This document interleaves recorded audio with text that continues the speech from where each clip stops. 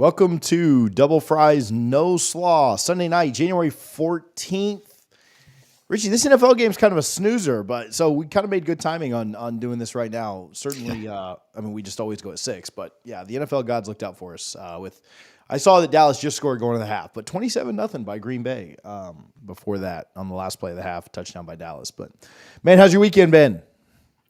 Good. I hit my parlay yesterday, and I had the Packers +7 and the Lions -3. So I will be hopping off of this when we finish up, and hopefully the Lions can win their first ever home game at Ford Field. I'm looking forward to that and cashing on this parlay as well. Nice. I like it. And I hit on Florida State beating Notre Dame last night, which was awesome. We'll talk maybe at the very end. We'll talk a little hoops because that's 4 in a row. That's pretty exciting. Let's not go too crazy with the hoop stuff just yet, but they certainly have rebounded well. The women's team is doing really well. So, all right, let's jump into it. Richie, listen, before we even shout out Guthrie's, how nervous were you this week? We'll talk about Norvell and stuff later, but were you, we were a little bit nervous. Were there some moments of nerves? Yeah, absolutely. Because, I don't know who we would have hired. I think Florida State's in a really good spot if Norvell had left for Alabama. But he has something special building here in Tallahassee. I truly do believe that. And it was funny. My wife, obviously a notorious Alabama fan, she really wanted Norvell. Like that was her top choice. I don't know if it was the cinematic recaps or just watching the team all year and seeing how invested he truly is in Florida State. But she really wanted him. She was not happy with DeBoer. I think she'll be fine. Alabama's always going to be fine. But yeah, I was legitimately nervous, especially I didn't think Sark was leaving. And Lanning came out almost instantly and said, no, I'm staying here. That's when I got nervous. When Lanning came out and said that, and I never thought Sark was a realistic option. Yeah, I was nervous, TJ. How about you? Yeah, I was as well. And we'll talk a little more Norvell, but yeah, I felt I don't know that I ever felt like he was definitely gone or anything like that, but it was just kind of like the fear of the unknown, the fear of it's Bama. But all that said, I haven't had anything since then. So, but I definitely had to celebrate a little bit. So we now have a $10 million man. I never thought I'd see that at Florida State. Highest paid coach in the state, highest paid coach. I think he's only behind Dabo in the ACC. Like a top 7-8 paid coach in college football. I mean, that's pretty strong, So, and well deserved. So, all right, double fries, no slaw. Oh, so anyway, but cheers. So if we start slurring by the end of this, then that's why. Richie's always got a drink on this. So, what's that? What do you got? Just a beer? Chardonnay in a pint glass. I was going to say, keeping it classy. That's just what I do. Double fries, no slaw. It's a Maps of Tallahassee. I like it though. Hey, bro, at least I put my whiskey in them. Go ahead and shout out Guthrie's. Double fries, no slaw, brought to you by Guthrie's, 1818 West Tennessee, 2550 North Monroe. Location number 3 is 2870 Appalachia Parkway. Although they are all over. There's one up there in Thomasville where Harlan's at, 14850 US 19 North. Literally all over.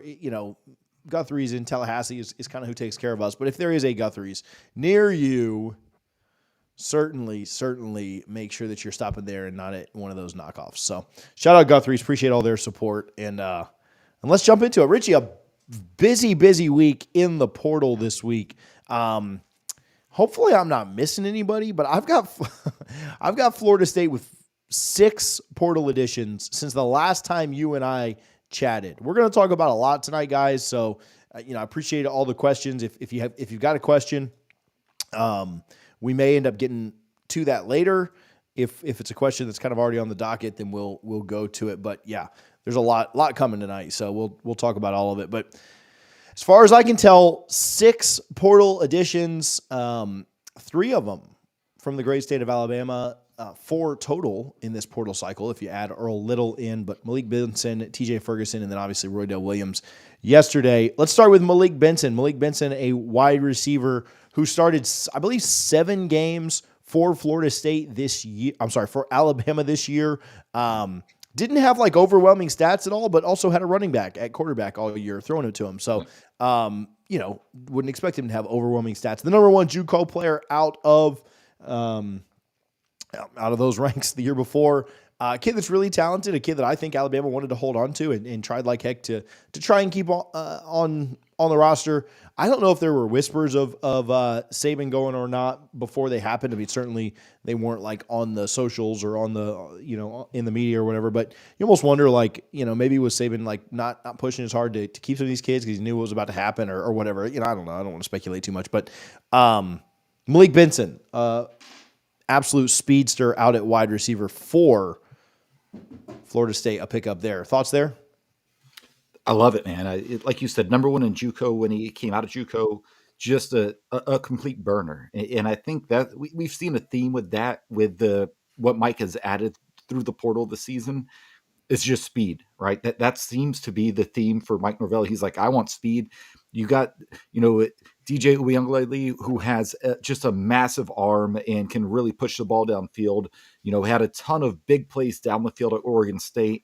I truly think Tony Tokars and Mike Norvell are about to unleash him onto college football. Yeah, I'm not going to sit here and say he's going to be in the Heisman race or anything like that. But, man, the weapons you're putting around him with what you already have with Hakeem Williams, Javius Jacobs, Destin Hill. I love this wide receiver room, TJ. And it just seems like Florida State is all in. And we knew that was the case before this week. And we certainly knew it when we saw the numbers come out on Mike Norvell's contract that, Florida State is pot committed to football. And Malik Benson is a absolute burner and probably – I like Roy Dill Williams a lot, but Benson might be my favorite get in the portal so far. Yeah, I like Benson. I think he's really, really talented. Did a video on him, so I won't bore you guys again with that. If you missed it, go watch it after this. But yeah, I like our wide receiver room. You don't have, and I think you're trying to see them stretch the field a little bit, Richie. I think it felt like at times last year, offense wasn't easy. Like we moved the ball, but nothing came easy. Sometimes you feel like that in basketball, right? Where every shot is just, you may score, but man, you used all 29 seconds or it took you 17 passes to move the ball around and then you had to throw something up. It felt like that at offense, our offense sometimes. Guys just weren't, even with Johnny and Keon, who were banged up at times. And then obviously late in the year, you didn't have Jordan. It felt like they really weren't creating the right separation. And I don't know if that's just because of their, true speed. Keon's not an absolute burner by any means. I mean, he's fast enough, but and so maybe that changes a little bit now with some of the pickups with Benson. I think Hill having another year in there. I mean, he's obviously a guy that you'd think is going to be pretty quick. Ja'Kai Douglas, it moves really, really well. And then you got your big bodied guys too, like Kentron and Hakeem and stuff. And so, yeah, I like the wide receiver room. I like the diversity there. I don't know that. I think Kentron's probably your number one right now. I think your top three are probably going to be a pretty separated. Kentron, Destin, Hakeem. But you got a lot you can do. Outside of just those three, and you'll see kind of where that goes. All right, tough names here. Can you do these? I'll tell you. Sione Lolohea from Oregon State. The other one's tougher, but I think it's Tomiwa Durajai. I'm guessing. I don't know how to say this. I mean, I have the phonetic pronunciation in front of me, but I don't know. Just load up the trenches. That's all I care about. I don't know what capital J-I means. I'm guessing Jai, like Jai, Durajai. But anyway. Jai G, I don't know. Yeah. Out of West Virginia. Florida State now with 3 defensive intakes. Marvin Jones Jr., Sione Lolohea, and Tomiwa Durajai. 3 defensive intakes. Obviously, you lost a lot of production on that defensive line. I think not breaking any news there. Tomiwa can kind of be inside, outside, 278, 6'4".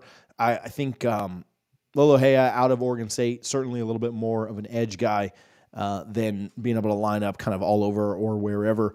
But there's an emphasis on the defensive line, Richie, and losing Jared Verse. I mean, I don't think anybody's coming in and replacing him, but I do think you need to throw numbers at it. And, Florida State did a good job of rotating the defensive line last year, and it really kept them fresh for when we were, in Charlotte, when we were in Gainesville. Later in the year, they were ready to go. And so you've got to have numbers and you've got to have talent that can get in there and be productive and there not be a massive drop-off. And so I don't know that the ceiling of this defensive line is as high as 2023's. I do think this defensive line can be better than 2022's. If you keep all your pieces and you're starting, if you from left to right, if you've got Pat Payton, Darrell Jackson, Josh Farmer, and Marvin Jones Jr., and then all the depth behind it, I think this line can be better than 22's, which is quite a statement considering you had Fabo, Fabo was hurt a lot that year, but you had Jermaine Johnson, you had Keir Thomas. But I think what you've got in the middle and then the depth on the outside, I don't think your defensive line will be as good as it was last year. I think it can be close. I think it can be better than 2022's. Is that too much of a hot take for you? No, I agree because looking at the schedule, I don't know who's going to be able to block this front. No. And it's just, you don't have the first round pick in Jared Verse, but if Marvin Jones Jr. reaches his potential, all of a sudden you do have a Jared Verse. And I'm not predicting that or anything along those lines. I think he's going to be a very good player for Florida State. Like you said, Jackson Farmar in the middle, two really good friends who, give us more headache than we'd like to admit sometimes. But we're happy to have them back. This will probably be the last year for both of those guys. And Pat Payton, same thing, again, a little bit of a headache, but he's back. He's locked in at Florida State. And we saw how Pat Payton plays when he's locked in at Florida State. He is dominant. I think he can be a first-team All-ACC defensive end this year. And, you add in the depth pieces that you mentioned from West Virginia, Oregon State, all of a sudden, say a Pat Payton or a Marvin Jones Jr., they sprain an ankle. And then, okay, you're not going to have to force them to play just to get by 1 week. You can say, all right, take this week off, sit this one out. We got people behind you. And that Oregon State kid, say his name again, TJ. Oh, man. Sione Lolohea. He was second team all Pac-12. He's a good player. He's a really good player. I'm really excited for him. And the West Virginia guy is just, you know what you're going to get. He's solid. He's going to have some bad plays. That's just what it is. But his upside is really high. I just really love what our defensive line is going to be. I don't know if we'll get into a discussion on linebackers later. That's my biggest gripe heading into 2024 so far. But, man, I love the way Mike is filling out this roster heading into spring football. I don't think I've done a video in the last 3 weeks without griping about linebackers, so I'm sure we can schedule some time for that. If we get to 7 o'clock and haven't talked about it yet, then we'll give old Randy a break. So, Terrence Ferguson. My favorite thing about Terrence Ferguson is he goes by TJ and wears number 69, so I think that's fun. In the 2021 class, he was the number 58 overall player, second highest rated interior offensive lineman. Started against USF this year, played 5 games as kind of a depth rotational piece. Obviously, Alabama, really, really good trenches.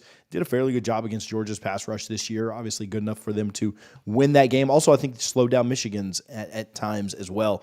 So I like his strength, athleticism. He's a big kid. Wouldn't surprise me at all if he started at guard for Florida State. Don't know which side, but we'll see kind of how and where things go. But I think you picked up, you don't want to put somebody as a starter, in Ireland without them getting through the spring and getting through fall camp and everything like that. But I would imagine that Terrence Ferguson starts for the Noles. That would be my projection for him. I know there were guys that we got in the portal this year that we really expect a lot out of and didn't get quite as much. So I'll be careful just penciling him into week 1 starting spot. But I would lean toward him starting in 2024 for the Noles. So Terrence Ferguson, hey, I will take any offensive lineman from Alabama.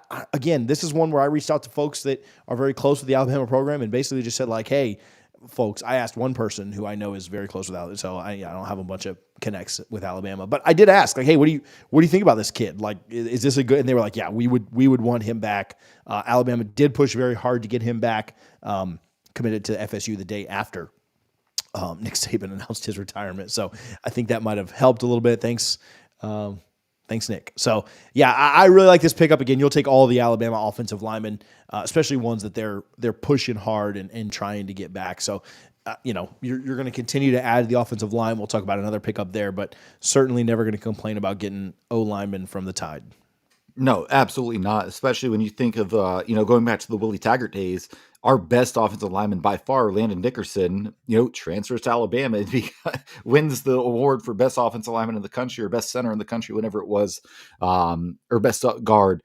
But yeah, man, if Alabama takes an offensive lineman out of high school, they have the pick of the litter. you know they are very, very good. And the fact that he's been eating at the Bama table for the past 2 years, that's a big deal too. Um, I'm really excited. I don't know if he'll get a starting job, but you're getting competition now. There was a time at Florida State where it was like, do we have 5 guys who can start and play just average at the ACC level? We're now getting to the point where we're like, who are the 5 best guys? And we know the 3, 4 guys behind them are all really good too. And TJ, how cool is it? I'll transition a little bit. We get a TJ and a Richie on the offensive line this week. I really like Richie Leonard. I will say I'll be very very upfront with this. I don't know that Richie Leonard comes in and just lights the world on fire. I also wouldn't be surprised at all if he ended up starting for Florida State at the other guard position. I think there's a good chance that he and Keandre Jones and maybe somebody else, maybe a couple other guys kind of fight for that other guard spot. Yeah. But a kid who can put on a little bit more weight, can get into a real strength and conditioning program, can actually play under a good offensive line coach, which he hasn't had. And a kid that transferred from your biggest rival, and as soon as he did it, wasn't afraid to pin a comment on his Instagram with the date of the Sunshine Showdown in the comment. So, yeah, a kid that already is buying into the, hey, we hate Florida. I am all on board with that pickup and that take. Yeah, and Richie Leonard, he played the most snaps of any Florida offensive lineman this year. Their offensive line obviously was not great, but they were, average for the SEC. So you take their best offensive lineman. That's a good take. It's always weird seeing a guy that played 3 years at the University of Florida coming to Florida State. This is college football in 2024. So this is what we can expect now. But he is all in. He was going back and forth with, I forget the name, Cam something, one of their defensive linemen on Twitter who tweeted something about how he dominated our offensive line. Then people started posting videos and he immediately deleted that tweet, which I found hilarious. Yeah. He realized, he's like, oh crap, I didn't think people would actually pull the film. But man, I'm excited for Richie Leonard. Again, might be a starter, might be a depth piece. Either way, that's what you need. You need to build this depth. You don't, for too many years, we've gone into seasons thinking we like these 5 guys, but who do we have behind them? Now we have 5. Now we have what? 3, 4, 5 guys behind them. Not even thinking about a Julian Armella who's been developing, behind the scenes. I think we're in a really good spot. And, thanks to that infamous car ride, I don't think that Alex Atkins is going anywhere in the next 2 years. So I'm pretty happy with where we stand right now. Yeah, the offensive line room is something they're going to continue to develop, both in the high school and the transfer portal. They've done a good job of both, honestly. Yeah. They've done a great job with guys like you mentioned, Jalen Early, Julian Armella, Lucas Simmons, Jonathan Daniels this year. There's a lot of talent in there. Manesseh ITT as well. There's a lot kind of going on there, and the Noles have done a great job there on the offensive line, and then all the portal guys too, starting with Gibbons all the way up and through Richie Leonard and TJ Ferguson. Last guy that we'll talk about, then we'll move on out of the portal stuff, but Roydell Williams, running back from Alabama. Yes. Ton of carries, ton of snaps. He's been really productive. Man, he's got some plays that you look at, and he is, I don't know, he runs mean, man. He's a little smaller, but he runs like Greg Jones at times, man. The way he just puts his pad down and absolutely tries to use his shoulder pad as a weapon and knock guys' heads off.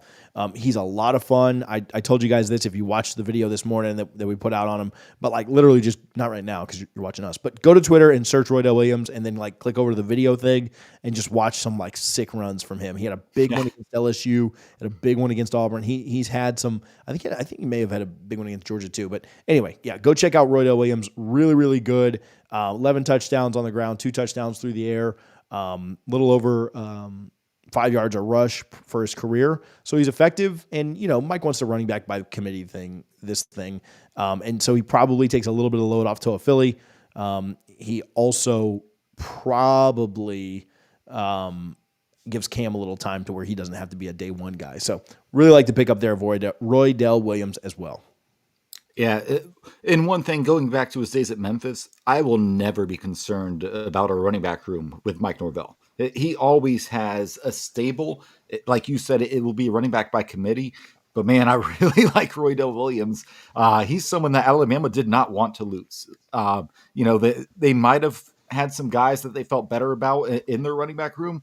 But again, he's not a guy they wanted to lose. When they were down 28-21 against LSU this year, he had a 16-yard carry where he just, man, it was a beautiful touchdown run against LSU that really, springboarded that comeback win for Alabama, which allowed them to, make the SEC championship, win that, make the college football playoff.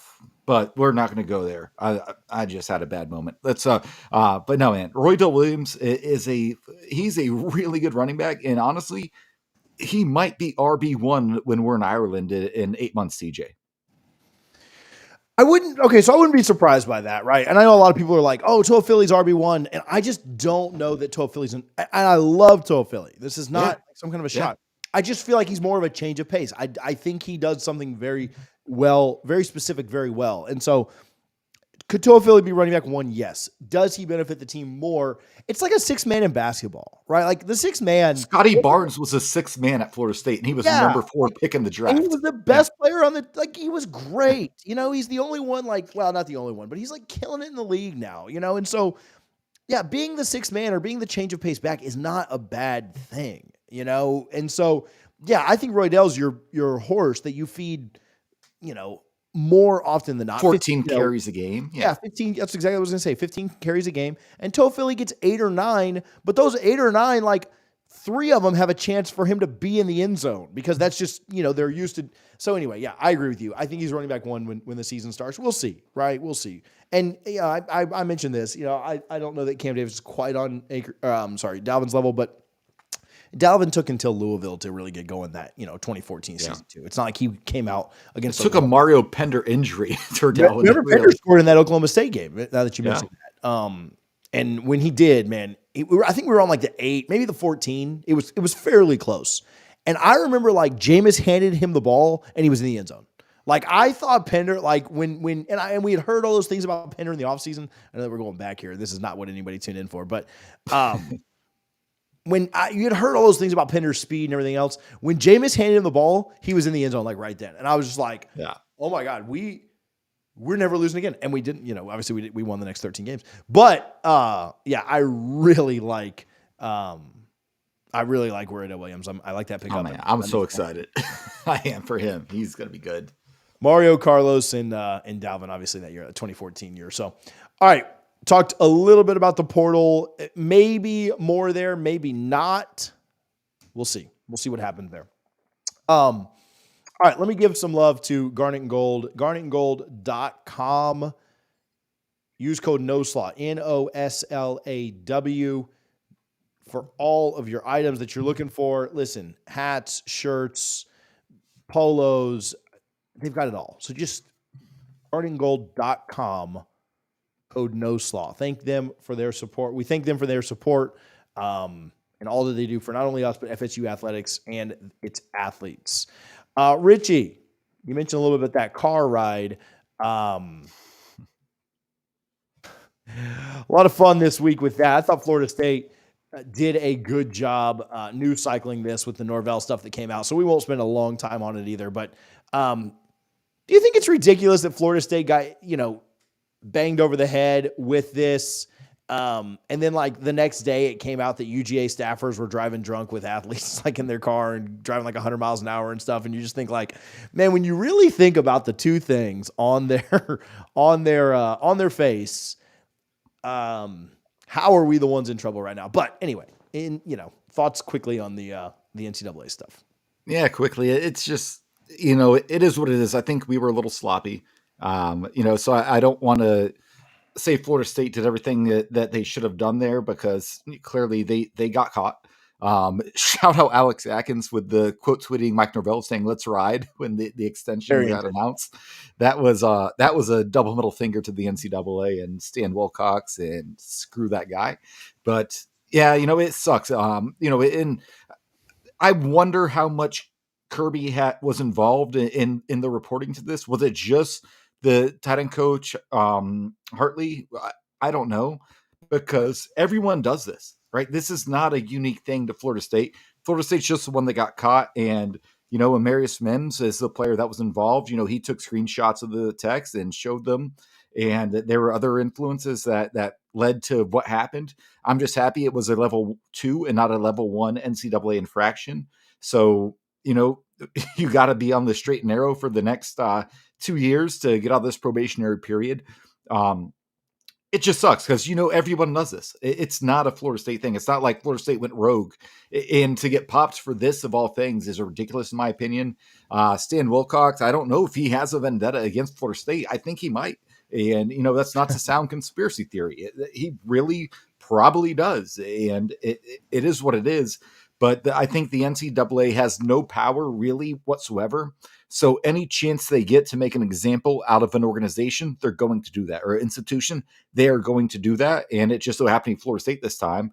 And it really makes me wonder what those conversations between Mike Norvell and Kirby Smart were at the Orange Bowl now, because this has been known for months. Like Florida State's already served a lot of their probation for this happening. And I do wonder, man, was Mike like, Kirby, really, man? You're going to hit me for that? But it sucks. But, it's not the end of the world by any means. 5 scholarships over 2 years, that's really nothing in the NIL world.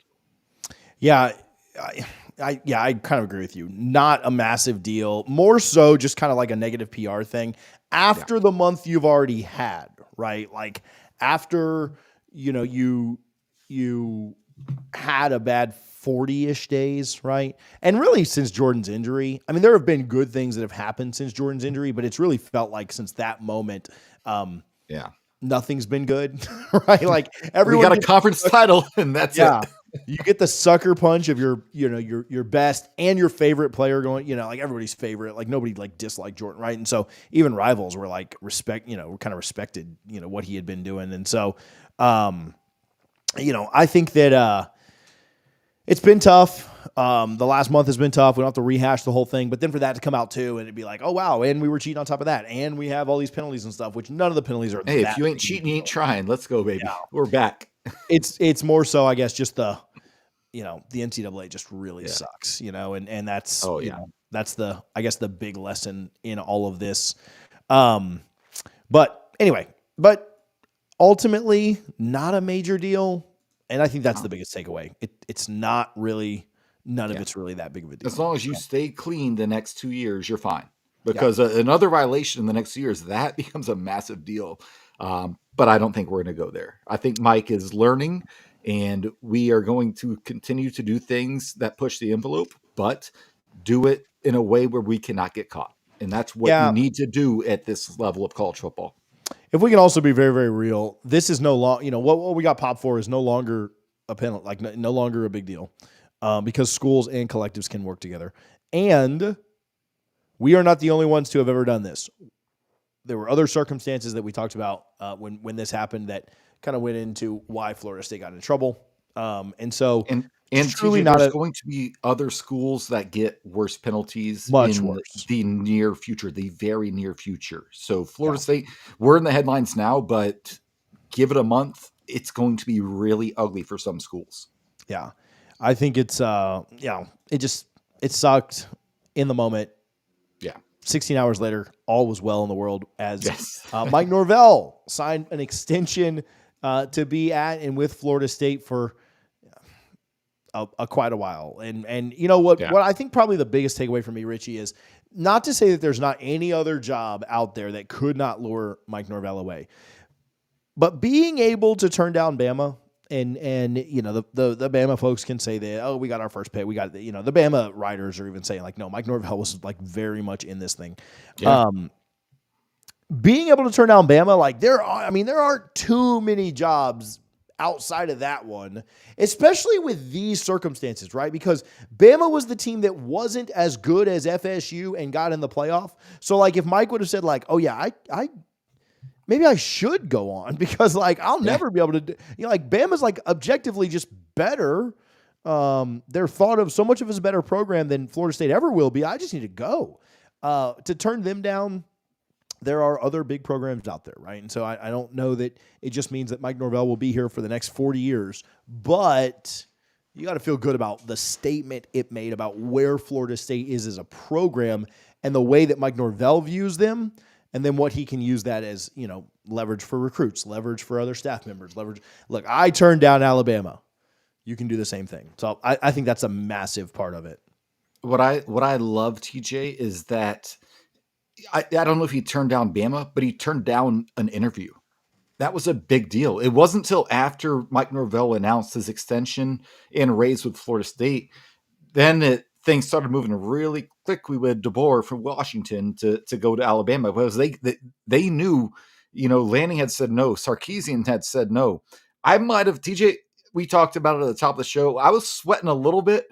I might have sweated more if Sarkisian had taken that job and Texas was open, because, man, Norvell has Texas ties and they have all the money in the world. But it didn't happen. It worked out. And Norvell's locked into Florida State for the foreseeable future. And, maybe an NFL job comes. I don't know if that's something he would like. If I was a college coach, I would prefer to be in the NFL, given, NIL, the unlimited transfers, all this stuff that's going on right now.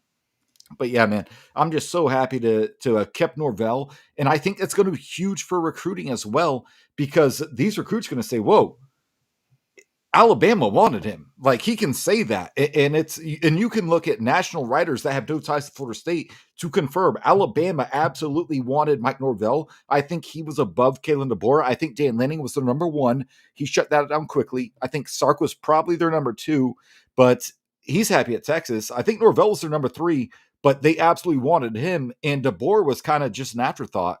And it just so happened that all three of those guys shut down Alabama, which it's crazy to think about. But at the same time, you do not want to be the person to follow Nick Saban.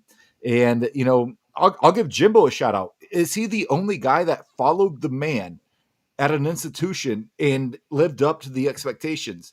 Because Jimbo probably did it better than anybody by going to 5 straight New Year's Six bowls and winning a national title. Yeah, I mean, certainly, I don't think anyone has had, that level of success. I guess the big question would be, where do you, how good do you consider Mark Richt to be?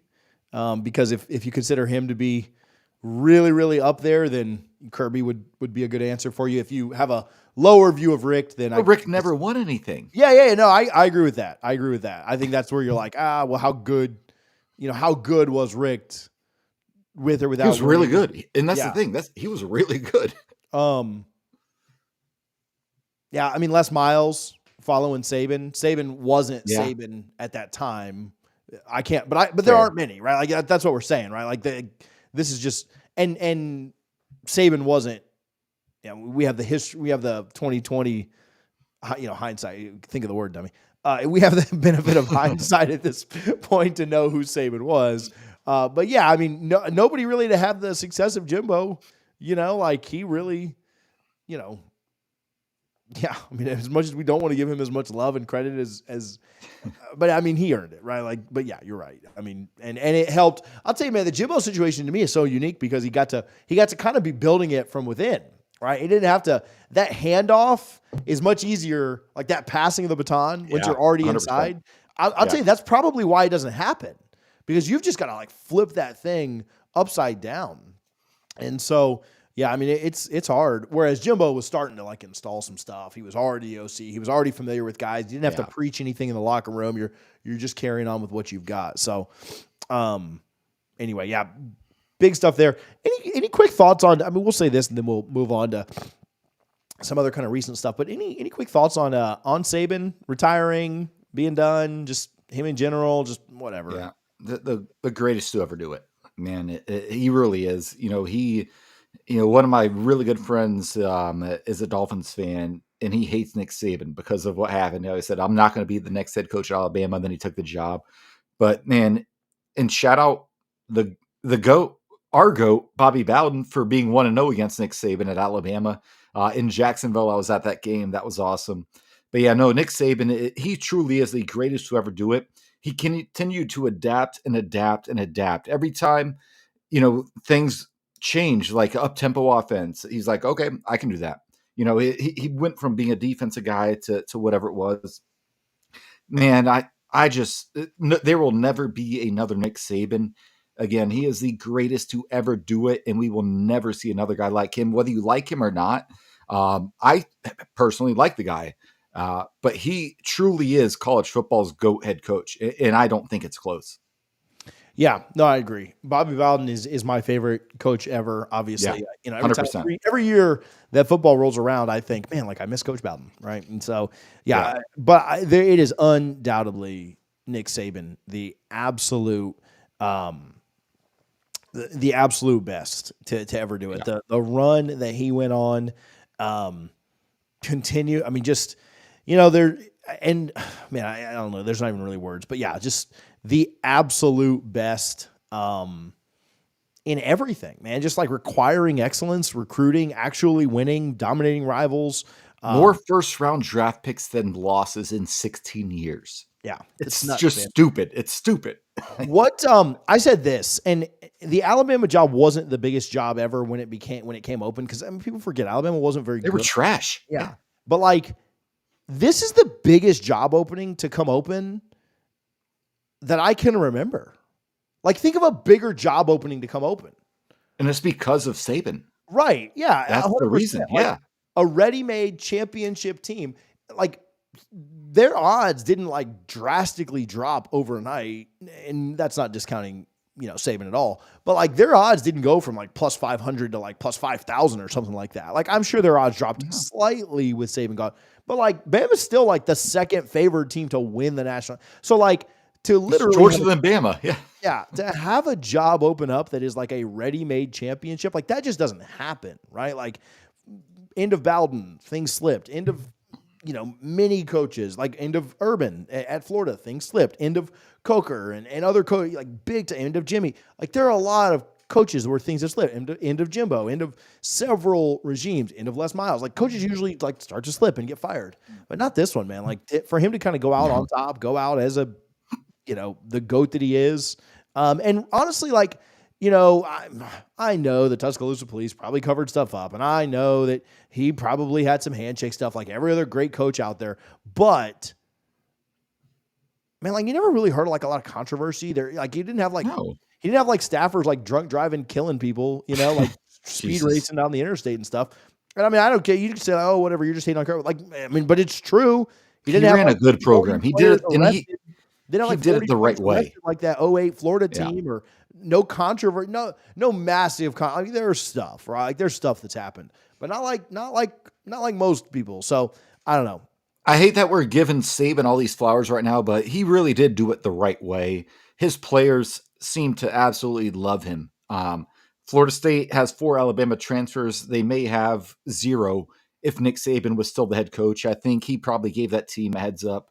I do think the athletic director, Greg Bryan, had an idea beforehand, but man, we will never see anything like what Saban did again, much like Florida State under Bobby Bowden with 14 consecutive top 4 finishes. You will never see a run like you saw Alabama in the previous 16 years under Nick Saban. And hopefully fans can appreciate that. Auburn fans will not, obviously, but every other fan base, guys, Nick Saban was, he was a gift to college football. And I'm glad I got to watch his entire dynasty and be old enough to watch it and know what was going on and appreciate it in the moment. Because there's kids that were born, TJ, believe it or not, in like 2010 that have no idea how special what Saban did at Alabama. Yeah.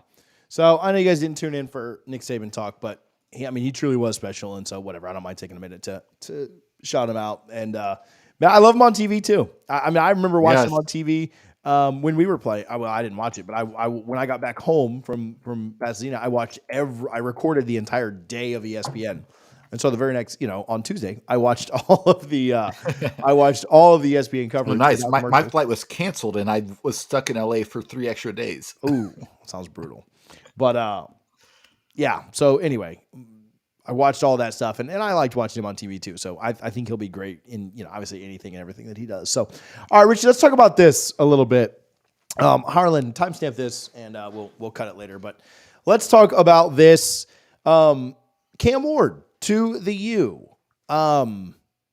Great pickup. Yeah, announced that he was going to the NFL draft, and on January 1st, Miami moved on and got a kid to transfer from Albany. Is that right? Jared Verse's old stomping grounds. Yeah, Hufflepuff or whatever. Yeah, Hoffenberger or I don't know, some Harry Potter name. They got him to transfer in. Miami trying to figure out their quarterback situation desperately. Rate this 1 to 10, 10 being God's honest truth, swear on the Bible, and 1 being absolutely could not be a bigger lie. Cam Ward got a day 2 draft grade, like a second or third round draft grade, and decided to forego those millions of dollars and come back to play for Mario Cristobal. Big mistake, in my opinion. And I think Cam Ward is a really good college football quarterback, and he's going to be really good for Miami. I think he's going to be misused, but he's a really good college quarterback. I don't think he even got a third round draft grade. I don't even. Because why would you forego the draft if that was the case at his age? You know, he's 24 years old now. I mean, it's the point where, man, he probably got close. A little younger. He's a little younger, 21. Okay. Well, he probably still, based on deciding to go to college, Miami probably overpaid for him, which is fine. Again, he's a very good college quarterback, and Florida State will have their hands full with him. I'm not going to try and deny that. He might have gotten an undrafted grade from the scouts and the people that are paid money to do this. I don't know. I just don't think he was that coveted in the draft. And at the highest, maybe 4th round at best, if a team wants to take a chance on you. Yeah, I just, if we're talking just college, really good quarterback, Florida State will have their hands full, but he's not an NFL quarterback based on him coming back, in my opinion. The first pick of the second round gets a contract worth approximately $9.9 million. A signing bonus. He wasn't getting that. Yeah, a signing bonus of 4.2. The last pick of the second round gets a $6.17 million contract. So just call it a $6 million contract, and a 1.5, it's 1.49, but just call it a $1.5 million signing bonus. If you thought for even 40% of you, right, second or third round, if you thought that there was a chance that you could get $6 million, there is no chance in hell that you would risk because you're going to be a backup, right? Like Cam Ward wasn't going to start anywhere. And so it's not like he's going to the NFL with the risk of injury, right? It's not like he was going in and possibly risking his career by going out there and starting as a rookie. And so if you truly thought that you could be a second or third round NFL draft pick, if that was the grade that he told The Athletic that he was getting, there is zero chance you would risk that to come back and play for, again, Mario Cristobal. There's no chance. And I don't know that you should do it for any coach. I think that if you can, because Richie, you're a third round pick, right? You're a second round pick. You have $5-6 million. And what are you doing at that point? You're being developed by NFL staffs. You're being developed by guys whose only job is to make you better for their franchise, to make you better for the NFL. Whereas Mario Cristobal's job is to win college football games. It is a secondary job to develop kids. There's no doubt about it. You want your kids to be ready for the NFL. But that is a balance, right, of a college coach is, hey, I need to win games. I also need to get guys ready for the NFL. Mario Cristobal has a losing record at Miami. He has to win football games, or else they're not going to keep him around. And so he's going to run him to death. Yeah. Cam Ward getting to the NFL and improving his draft stock, it can only go one way, right? Because I think he probably got an undrafted grade too.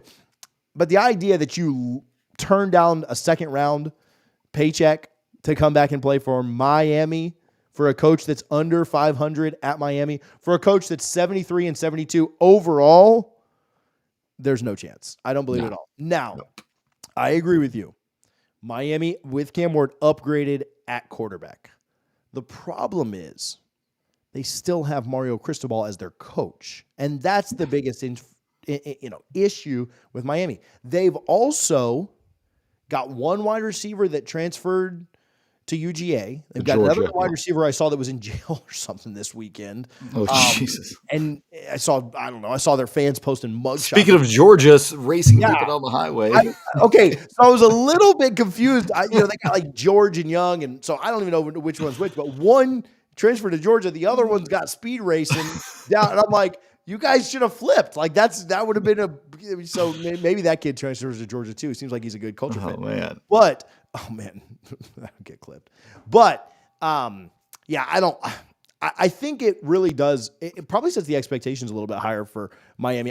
We don't have to do a full schedule breakdown of them or anything, but when you look at their schedule, the only games they realistically should lose would be maybe in the Swamp, maybe against Florida State and Louisville. They should win the other 9 games on their schedule. They absolutely should. They're going to be a favorite in all 9 of them. Oh, we'll find a way to lose at least 1 or 2 more. And they'll probably be a favorite. Whoa, Joel. And they'll probably be a favorite when whoa, Joel, let's get it. Just on your show, love the content. Thank you, Joel. Appreciate that, my man.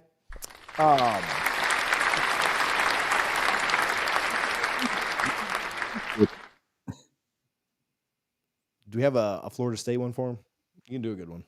Yeah, plant the spear, whatever it is. Play some Jeff Colehelm. Touchdown, Florida State! Touchdown, FSU! But all that to say, I think it makes the expectation they got to win 9 or 10 games.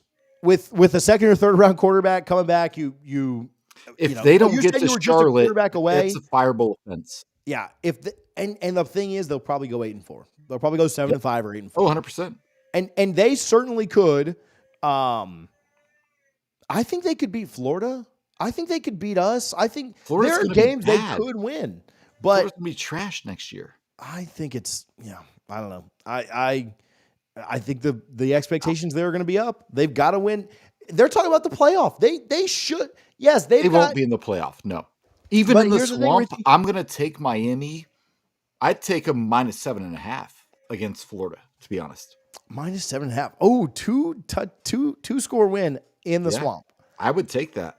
So to me, the biggest advantage that Florida had in that game was quarterback. I thought Mertz was the guy, and so now what's their advantage?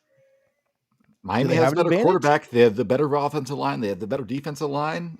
I think they're questionable at their skill positions at Miami and Florida as well. I don't know, but I just think Miami's better where it counts. I would take Miami. I thought that Florida could maybe hang around in that game because, one, it's in the Swamp. That's a tough place to play. You saw our guys. It really is. Blow them out either.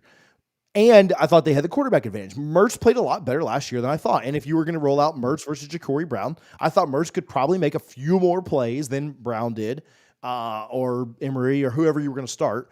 I thought that Mertz would, even though I thought Miami had a better roster, I thought that Florida's quarterback and home field would give them the edge. And it would really come down to which coach screwed it up more, which it still might come down to that. Right. But at this point, it would surprise me at this point, and there's a long way to go between now and then, and we'll learn a lot about these teams through the offseason, the spring, and everything else. It would surprise me if Miami didn't win that game. And Florida, man, we could spend an hour talking about Florida, so we'll move on from there. But Florida might get blown out, honestly. I could see them getting run. And I'll tell you this, their schedule is one of the toughest I've ever seen. Yes, and it is. They've got to play in their first 4 games. They've got to play Miami, Mississippi State, and Texas A&M. And UCF, right? They play UCF the next week with KJ Jefferson, a guy who beat them by himself with a 2-10 Arkansas team. Or sorry, it was like a 2-8 Arkansas team at the time. Then they got to play Tennessee and Kentucky, and then their last 5 are UGA, Ole Miss, Texas, LSU, and Florida State. Like it is. It's a lot of losses coming there. So they're going 0 for November for sure. Yeah, just like this year. So, all right, somebody get up there and beat Joel on that. Good luck. We don't have Cash App, Philip. I got shut down for gambling. Sorry about that. The Venmo and the PayPal's all we got, man. Or send it through the YouTube or sign up for Patreon or something. I don't know. Sorry about that. All All right, Richie, let's talk about this, and then let's get out of here. Harlan, we'll clip this one up too. But did you see the ESPN SB thing I sent you? I read a little bit of it. Apparently, what happened? They were like accepting awards like they didn't actually qualify for or something. Yeah. So we had somebody in the comments ask about this, so wanted to address it specifically. ESPN, College Game Day, the hosts and the on-air talent, for whatever reason, like I'm not or Emmy, sorry. I'm not an Emmy expert. I don't know what's eligible for an Emmy, what's not, what you can get for a Grammy. Oh, I don't follow any of that crap, right? I don't care. What I do know is that they were, sheesh, look at Joel coming back in again. We're gonna have to just clip this part out, Harlan. But Jeez. Joel, what are we doing here? Fire up the war chant and plant the spear. Knowles win. Joel, you win fan of the year. Yes. Here we are, January 14th, and we already have a fan of the year. Joel times 2. Harlan, just make it say Joel times 2 on his little thing there. Philip, there's a Venmo there at the bottom. It's just double fries. So, all right. So ESPN, Joel, I'm a little bit tongue tied now that you're showing me way too much love. Yeah, but ESPN essentially not College Game Day hosts not eligible to win Emmys for whatever reason. Right? Like, I don't know what the rules are. I don't follow the Emmys that well, I guess. But what they were doing was they were submitting applications for people with similar names. Like instead of Reese Davis, it would say Randy Davis. Instead of Chris Fowler, it would say Charles Fowler. Or instead of Sam Ponder, it would say Sarah Ponder, stuff like that. Kirk Herbstreit, it would say Kit Herbstreit or whatever. And they were using fake names to get their people Emmys. The Emmys would come in and they would take them to you can go to any local trophy shop. I don't even know if trophy shops still exist now with Amazon and the online market, but there used to be little trophy shops all over, not all over, but they'd be in different towns or whatever. I remember one like right down the road from where we used to go to Outback a lot, and there was one right next to it. And they'd take them in there and get the names scrubbed and have them engraved with the right name. So they'd put Kirk on it instead of Kit or whatever. They did this for years, decades. And it was this big scandal. And they had to return 37 Emmys. Richie, we give ESPN a hard time about a lot of things. We talk a lot of crap about ESPN. And we just absolutely, dude, Joel, you're the man. Upped his Battle's End membership. You guys better be Battle's End members. So it was literally like they would do it every year. They would cheat and lie and steal. Like that is all three of those. Like, and you could say, oh, it's just the Emmys, it's not a big deal. No, that is cheating and that is lying and that is stealing. And so for everybody out there, like I hate to make this a bigger thing, but for everybody out there that's like, oh, ESPN, like they don't care. They're just covering sports. They don't care about your team or this team or keeping this team out of the playoffs. No, they're liars and they're cheaters and they've got an agenda. And I don't care. Listen, I'm not saying that, because they did this Emmy thing, they kept Florida State out of the playoffs. No, that's not what I'm saying. I'm just telling you, it's more than they're just covering sports, man. They are greedy, money hungry, power hungry, attention hungry people. And I will say, it said in the report that none of the on-air talent really knew that was happening. I don't know how that's the case. I don't know how you win an Emmy and don't really win it, but I don't know. I'll take them at their word for that, and I won't throw even more potatoes at Kirk while we're over in Ireland. But I will say, for you to do this and for you to literally have this entire ploy and this entire scam, what are the morals at this organization? Any? Are there any? They have none. They have none. It starts at the top. Bob Iger. I have plenty of opinions on it. Disney and ESPN and ABC and all that. I'm gonna refrain. I'm gonna hold back, TJ. There's some things I could say. I'll get myself in trouble if I say what I really think. But yeah, the morals of that organization. The morals of that organization are zero. My wife works for Disney for 13 years, and the stories I heard from her, how they treat their employees, it's disgusting. It really is. And they trap them in there. And I'm glad my wife was able to get out and get a new job. But a lot of people feel trapped, and that's just what Disney does. And Bob Iger, he is a piece of shit. I'm sorry, this was a clean show until then, but I had to say it. No, it's just disgusting what they do to their employees, how they treat them. And, this is not surprising at all to me to hear this story. And I will just leave it at that. I will refrain from going further because I will get myself in trouble. Listen, it is shocking to me that people can still look at ESPN and not think. Now, I'll tell you, I think ESPN. Let me back up some. Right, let me pour a little bit more of this while we're talking. I think ESPN does a. You can hear that. I think ESPN does a good job with live sports. I think their live sports coverage is really good. And maybe that's all the content they have, because their original content is trash outside of the 30 for 30s. And maybe they're not even really that good with live sports. They just have like literally all the rights to everything. And so like that's just all the live sports I know. But I mean, I think they do. I like a lot of their commentators. I like some of the stuff. I'll tell you, before it got so stupid and everything had to be like a sob story, I liked Game Day. I enjoyed watching. I woke up every morning, Richie, and watched Game Day. Yeah. I loved when Florida State got it, and I've been to Game Day at like 6 different stadiums. It's phenomenal. But I mean, it used to be. But ESPN, what a just trash organization. From top to bottom, and people that want to defend it, again, I'm not saying, Florida State got left out of the playoff because ESPN faked Emmys. That's not. But it's nothing to do with that. When you think about like the lack of morals that you have to have, to pull something like this off. When you think about just the deception, the lying, the thinking that you're above the rules. Like all of that to me plays into not only this Emmy crap, but just everything else we've seen with the way they flip-flopped, the way that they're play by, like, Reese Davis and Kirk Herbstreit and Greg McElroy. Oh no, we weren't told to say these different things, but we all changed our mind the morning of the selection show and didn't have anything else. Like, again, I'm not trying to compare everything to Florida State, but this is a Florida State show. So if you don't like that, go find another one. I think that when you think about it from that angle and you think about the fact that these people have no morals, they have no moral compass, they have no, there's nothing in them that would say like, hey, we need to do what's right in a situation. It is truly just what benefits us the most.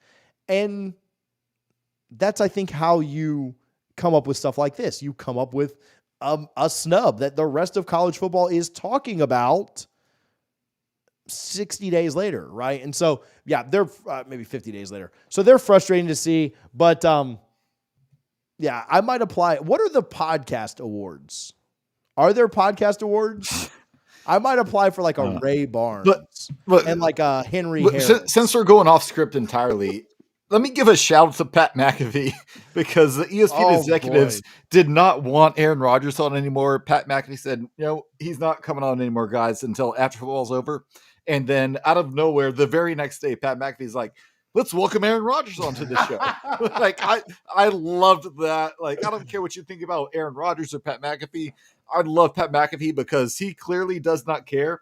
He said, basically, if you want to fire me, fire me. I don't care, but I'm going to do this show exactly how I want to do it. And that's why, TJ, I would never want to sell our show to anybody if they thought they could control what we say, because I want to be able to say whatever I want to. And Pat McAfee did that, and that was amazing. I will tell you, I don't love McAfee's shtick. I don't necessarily love his takes. I think he's got some pretty awful takes. People would probably say that about me too, right? Like they'd probably say like, TJ, your takes suck too. So whatever. And so that's fine. I do love how much he does not give a flying F. Like he is like, look, I will do what I want. If you can me from this network, I will go somewhere else and everyone will follow me. I do not care. I don't care about the rules. He'll make billions of dollars. Yeah. He is. Have you watched Billions? I've not. Okay, well, he's the guy from Billion. I mean, just like Playboy billionaire, like, I mean, not that McAfee's a billionaire, but like Playboy, like, really, like, I don't give an F. I'll do what I want. Like he's the Joe Rogan of ESPN, right? Like, cancel me, cancel this, cancel these. McAfee as a sports guy, whatever, take it or leave it. Who he is, in like flipping the middle finger to ESPN, That's what I like about him. Yes. So I'm seeing some comments. His takes are terrible. He's not good with takes, but he is, he's good at throwing a middle finger up to ESPN. I like that. So Harlan, Richie, I've submitted some fake Emmys on you guys' behalf. Just keep an eye out in the mail for if it says, Henry Harris or, Ray Barnes, that's what, I need to take it to an engraver. So, all right, Richie, some shout outs and we'll get out of here. No shout outs. Shout outs. Again, shout out the Florida State basketball team. If they have another undefeated week, we will have a basketball minute next weekend. We'll see what happens, but I'm just so happy for him. I did not want to see him go out sad. And, shout out to, a non-shout out. Can we do non-shout out, CJ? To the we'll call it a call out. What's the governor of New York? What's her name? I don't know, man. Katie Hoff, whatever it was, for not playing the Bills game tomorrow as scheduled, because that would have been amazing to watch that in a blizzard. And then shout out to Tampa Bay and Monday night. When you guys are probably listening to this on Monday, I cannot wait to see the Bucks and Eagles. If they win and the Rams lose and the Cowboys lose, the Bucks are going to host the second playoff game, and I will be there for that one. I think you're going to Monday night, TJ, but I'm excited for the Bucks playoff run. Let's see what happens. Yeah, I'll tell you, it's nice to not have any expectations and not care. The Cowboys are down by 25 right now with 16 minutes to go. So I got Green Bay +7. Yeah, either we're going to see like the greatest comeback since Brady's Super Bowl, or the Cowboys are out. So, which either one of those I'm good with. Like I'm good with the Cowboys losing. I'm also okay with like watching a 30-point comeback. Like that'd be exciting as heck. Like whatever. So I'm a winner either way. No, I got money on this game, so I can't see this comeback. So well, I mean, but if you as long as they don't lose by 7, that's true. Hey, if they win by 8 or 6, I'm good. So I'll be out of the Bucks game tomorrow. Hey, if you're out of the Bucks game, hit our Discord, hit my DMs on Twitter or something. I'd love to meet up with you at the Bucks game. A buddy gave me a ticket, so my kids are also busy tomorrow, so I'm literally just gonna go down there super early and have fun. So shout out to Nia Latson, hit 1,000 points for the women's hoops team. They've been on a tear as well. Upset of number 11 Virginia Tech today at the TLC double C. So good stuff there, women's hoops. Softball gets going in just about a month as well. So, Richie, I think that's all we got today. Hey, if you're not already, hit the subscribe button. Appreciate you guys a ton for watching this, supporting us, rocking with the channel. Portal stuff has been crazy over the last week. I feel like that's all we've done and all we've talked about. We'll get to some other stuff this week. Thank you guys, as always, for tuning in, hanging out, watching. And most of all, thank you, Mike Norvell, for several more years here in Tallahassee.